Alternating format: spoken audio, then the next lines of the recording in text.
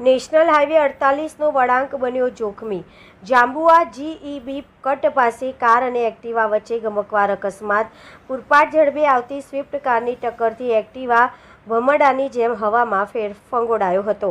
અકસ્માત એટલો ભયાનક હતો કે એક્ટિવા સવાર બંને યુવકો રોડ ઉપર 100 ફૂટ દૂર ફંગોળાયા હતા। ઇજાગ્રસ્ત યુવકોની ઓળખ ડીજે ઓપરેટર મિતેશ ધરતી અને તેના ભાઈ કિશન તરીકે થઈ છે।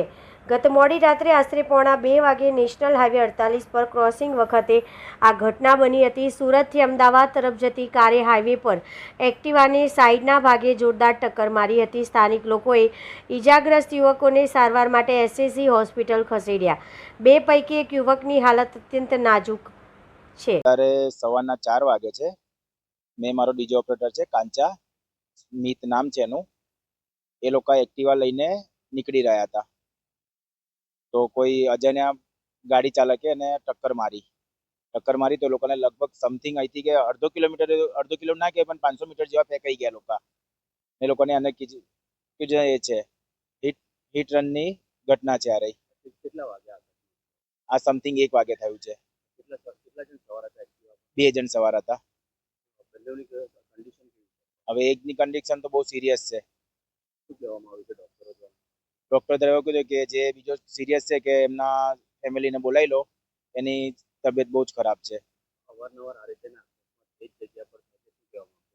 અવારનવાર એક જ કહેવા માંગીશ કે હવે ત્યાં સરકારને કઈ આંખો ખોલવી જોઈએ। એ તો ટ્રાફિકના નિયમો બનાવે છે એનું કઈ એ કરવું જોઈએ। સ્પીડમાં આવે છે એ તો પછી જે ડિવાઈડર છે એને બ્લોક કરી દો, આગળથી રસ્તો આપી દો, સર્કલ બનાવી દો। ત્યાં ના, ત્યાંથી નાસી છૂટ્યો છે એનો મને નંબર મળ્યો છે, ગાડી નંબર મળ્યો છે।